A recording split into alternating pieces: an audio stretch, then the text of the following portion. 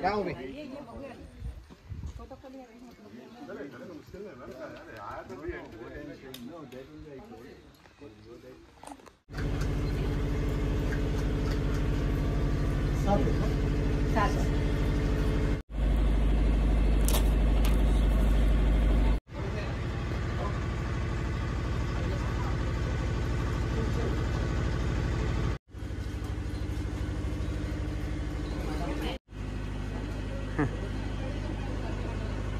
काढला.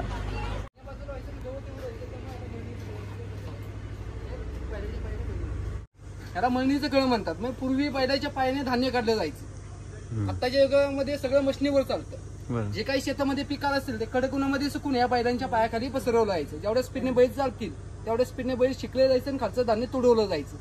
धान्य बाजूला व्हायचं आणि गवत वेगळं व्हायचं. त्यामुळे याला मळणीचं कळ असं म्हणतात. जाऊ शकता. अरे वा, चला परत एकदा बैलगाडीत बसूया. एक फॅमिली फोटो घेऊया. चांगले फोटो दिले. काही पाण्यामध्ये गडकिल्ले बघितले. त्या गडावरती पूर्वी दारुगोळा हा पोचवला जायचा. तर कसं पोचवला जायचा? ते काय करायची, लाकडाची बोट तयार करून द्यायचे. असं यांचं काम आहे. पाहायला भेटतं.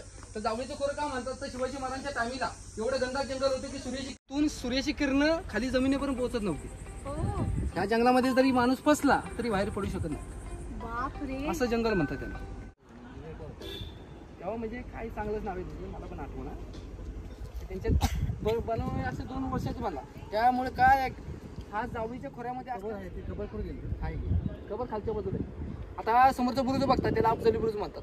जेव्हा शिवाजी महाराजांनी अफजल खानचा वध केला, आपला एक मावळा आहे संभाजी कावजी, मुंडकं कापलं, तिथून लटकवलं. नंतर मासाहेब जिजाऊंना दाखवण्यासाठी राजगडावरती मुंडकं तिकडे शेजा मेंढ्या चरण्यासाठी जंगलामध्ये घेऊन जाणं तेव्हा गडावरती दूध वगैरे पोहोचवलं. जंगलामध्ये फिरल्यामुळे जे का चोरवाटा असायचे यांना सगळं ठाऊक असायचं. जर महाराजांनी युद्धासाठी कधी जायचं असेल तर चोरवाटा दाखवणे आणि संपूर्ण जंगलावरती लक्ष ठेवणे. जंगलामध्ये एखादी जर खबर आढळून आली, महाराजांपर्यंत पोहोचायची असेल तर यांच्यापासून पोहोचायची. म्हणजे पूर्णपणे अशी साखळी अशी बनलेली असायची. अरे वा, ईगल बघ.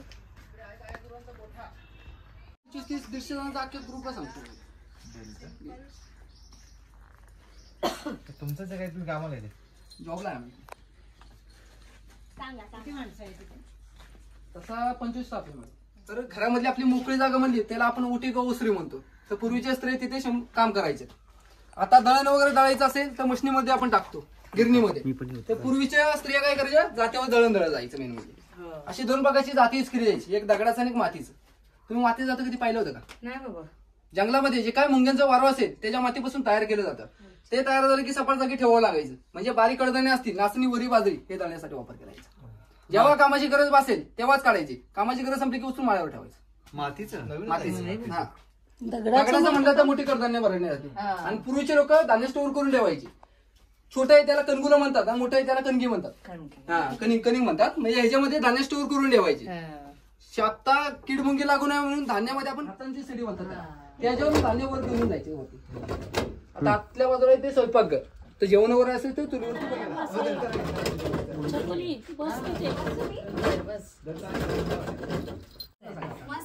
तुम्ही आता 100 हा तेच की.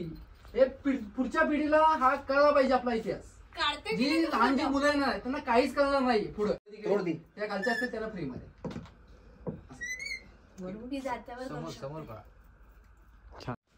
तर इकडे काही लोक शिकोडी शिकायला बसले, तर तिकडे पारावरती आराम करतायत. तर गावातला कट्टा म्हणला त्याला आपण पार किंवा चावडी म्हणतो. तर तिथे पहाटेची पारायण, रात्रीचं भजन कीर्तन, जेव्हा कामातून वेळ भेटला तर इथे गप्पा गोष्टी इथे लोक बसायचे. पंचायत न्यायनिवाडा चालायचे. गावकऱ्यांना माहिती वगैरे हवी असेल तर इथूनच मिळाली जायची. म्हणजे पूर्वीच्या लोकांचं बिन पैशाचं हे व्हॉट्सअप.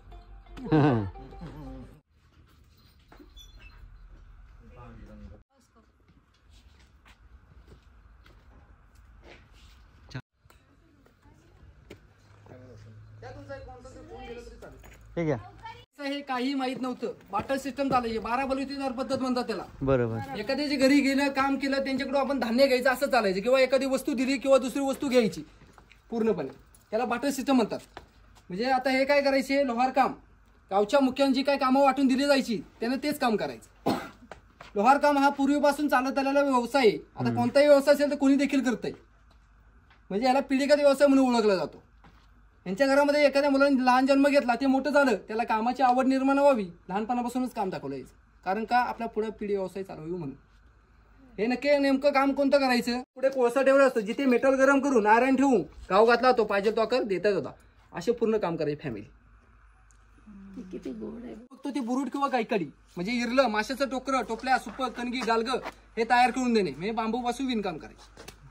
खालच्या बाजूला आहे ते वीर, त्याला म्हणतात. एकत्र राहायचे सगळे स्वतः. लोहार गल्ली, सुतार गल्ली. म्हणजे कास्ट मध्ये आपल्याला कसं असतं, सुतारांचं वेगळं, सोनाराचं वेगळं. चल आणि बाहेर काढते. पाणी पियस ना? हे ना बाहेर ते. आता बाहेर घे. हा अशी. हा लाईट लावली बघ. हा.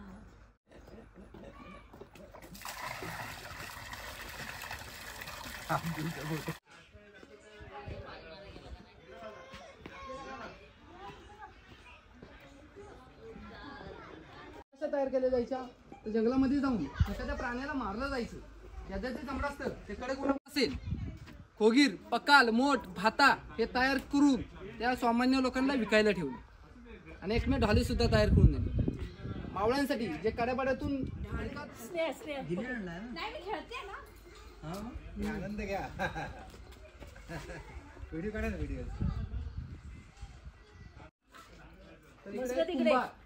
स्नेहा तू बांगड्या तयार होतील ना, मोठमोठी घडे, रांजणे, मातीच्या चुली, नळी शिकवलं हे तयार करून दिलं. बस तिथे. एक मिनिट. नाही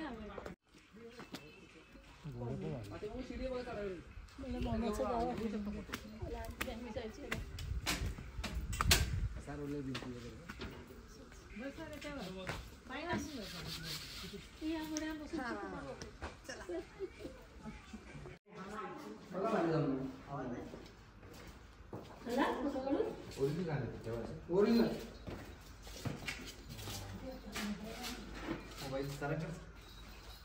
दोन मोबाईल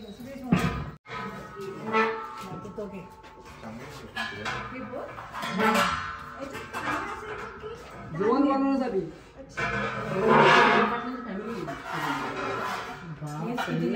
असेल भांडे. बसलीत ना, तुम्हाला ते मी तुला दे.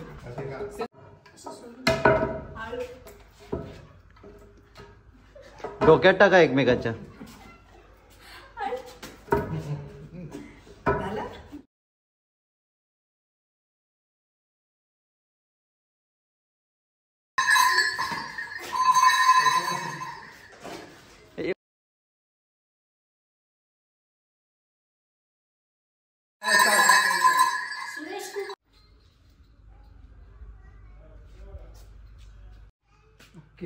माझा पण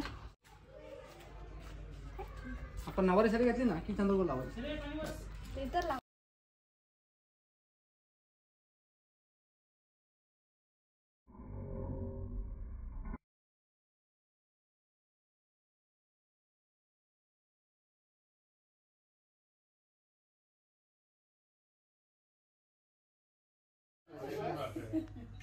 मम्मा बघायचं का मला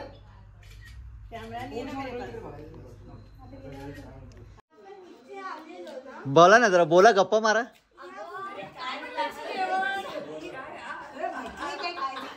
कोणती भाजी करायची.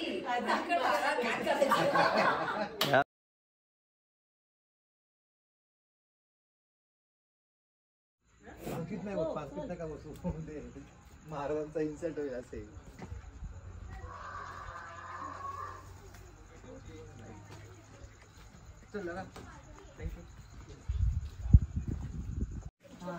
हैदराबाद मध्ये किल्ला आहे. या किल्ल्यावरती कुतुबशाह पाचशे होता सरदार, जे महाराजांना एक